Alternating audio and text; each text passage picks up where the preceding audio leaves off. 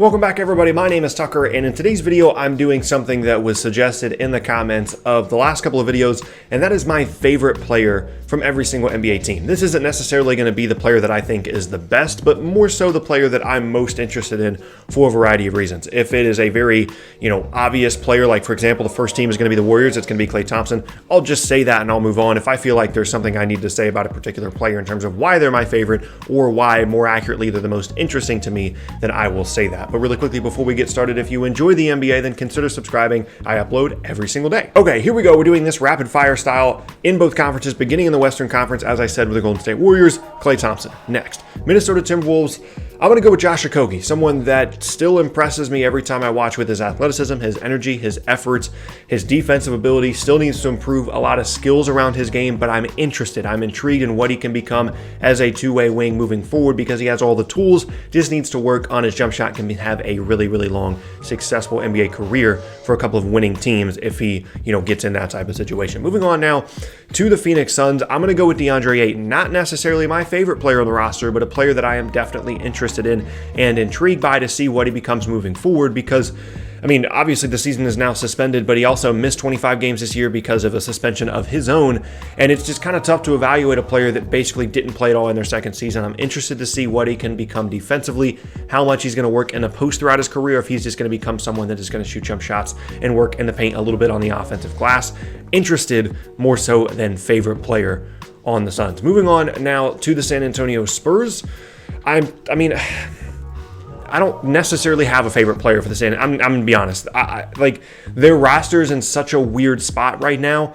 I don't really find myself getting overly excited about any other players. I would say maybe DeJounte Murray because I'm still intrigued by what he showed when he did get that full-time point guard role last year before he got hurt, or 2 years ago before he got hurt. So I would say I'm intrigued most by him, but their roster does not excite me that much. Next, Sacramento Kings, De'Aaron Fox. Next. New Orleans Pelicans, Zion Williamson, obvious reasons. Next, Portland Trailblazers, I'm going Anthony Simons here because he's a player that I think can be really, really good down the road. Not necessarily ever an all-star caliber player, but a guy that can really score and that everybody knows is good, just isn't quite at that same level as these like all-star caliber players, but someone that can be a really good six-man type scorer throughout his career. Really interested to see how he continues to develop there in Portland. Next up for Memphis, it's going to be Ja. Pretty simple there. Next up, number 7, the Dallas Mavericks. Let me think about this one. Luka. Okay, I'm done thinking about it. Next, Houston Rockets. Kind of like the Spurs. I don't really want to pick a player off their roster. Nobody really excites me all that much. I'm going to go with Daniel House because, again, just kind of an outside-of-the-box guy. Someone that I think can be a pretty good 3-and-D player down the road. Also like Chris Clemens, a guy that can score as an undrafted player for them that they signed. Hopefully he gets more minutes at some point. Guy that is from where I'm from in North Carolina, and hopefully he gets some opportunities. Definitely interested in him down the road. Next up for the Oklahoma City Thunder, I'm going to go Shai Gilgeous-Alexander, and I know that's an obvious answer, but I'm going to talk about why for a moment. This is a guy that I think is continually underrated because of the other players that are in that draft class.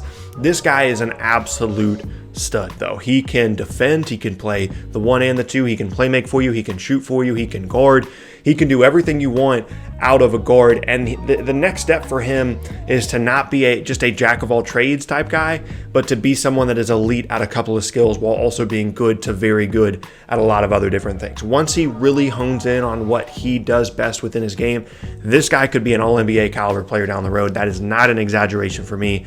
Absolutely my favorite player on the Oklahoma City Thunder at the moment. Utah Jazz, again, some of these teams just they don't really have players that excite me too much.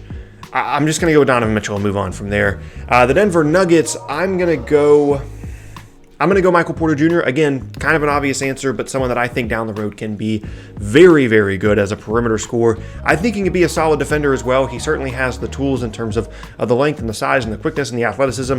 Just obviously needs to stay healthy and needs to bulk up a little bit as well. But a really, really interesting and intriguing piece for Denver moving forward among a handful on their roster. For the LA Clippers, I'm going to go Landry Shamet. Again, trying to go a little bit outside of the box here. I don't just want to name the all-star on every single team. Someone that I think is going to be a really good shooter throughout his career if he can continue to develop those other skills in a JJ Redick style game where he has other things that he does other than just stand in the corner and shoot, can come off screens, can maybe make 1 or 2 dribble moves. Landry Shamet, really interested to see how he continues to develop. And then last up for the LA Lakers, I mean, it's LeBron, it's AD. There's really not much of a conversation to be had there. Moving on now to the Eastern Conference, beginning at the bottom of the standings, the Cleveland Cavaliers. Do I have to pick someone from the Cavs? Let's just say Colin Sexton and move on. Number 14, the Atlanta Hawks.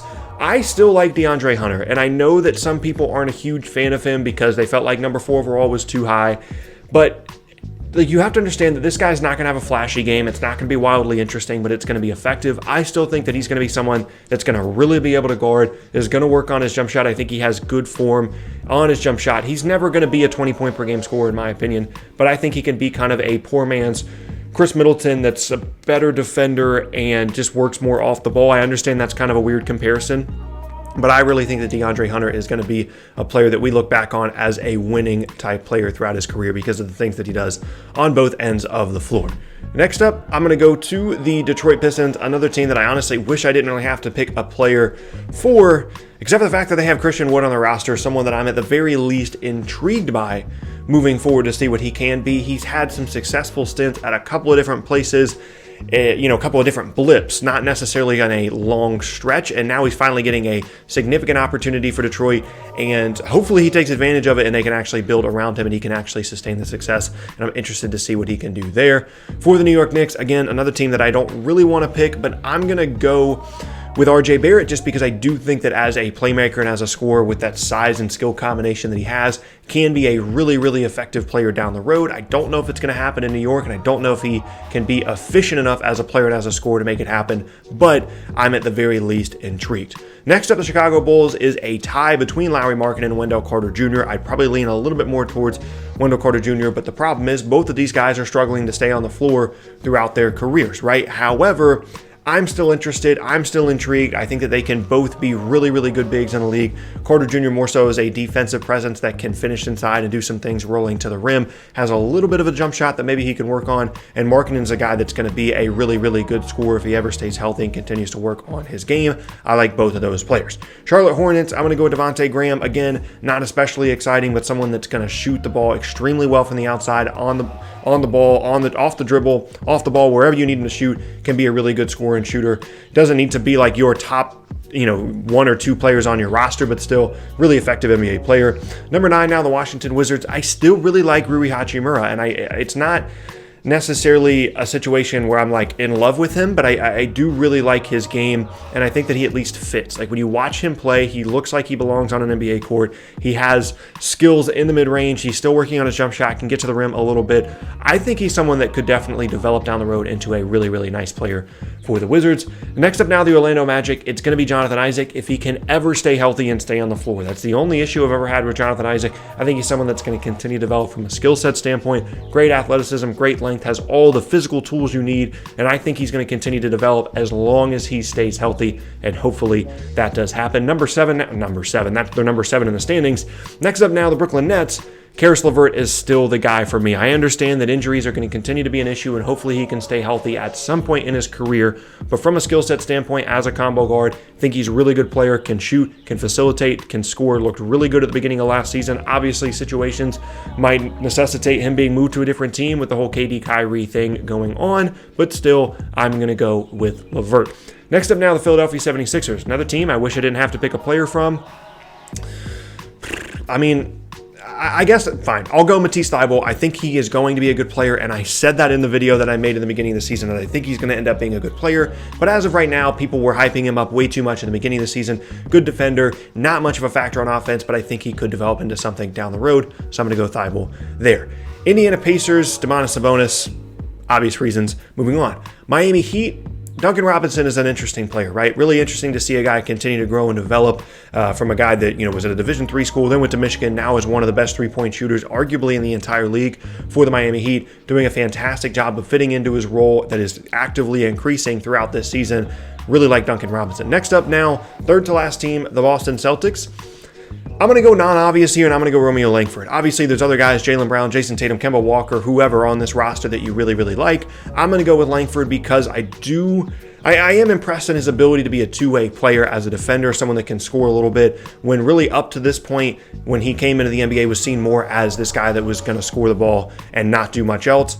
interested in him on both ends of the floor moving forward for Boston as a potential piece. Toronto Raptors, Pascal Siakam, end of discussion. Milwaukee Bucks, Giannis Antetokounmpo. And that is the end of the video in which I give my favorite player for every single NBA team. Obviously, some of those were more boring than others, and I went through this extremely quickly, and that's why I'm talking so fast, but I knew it's something you guys wanted to see, and I wanted to try and be at least a little bit interesting with some of my selections here, so hopefully you guys enjoy. But yeah, that's going to be the end of today's video, and I thank you all very much for watching. Once again, my name is Tucker. If you missed any of my previous videos, then be sure to check out the boxes on screen. Thanks again, and I'll see you all next time.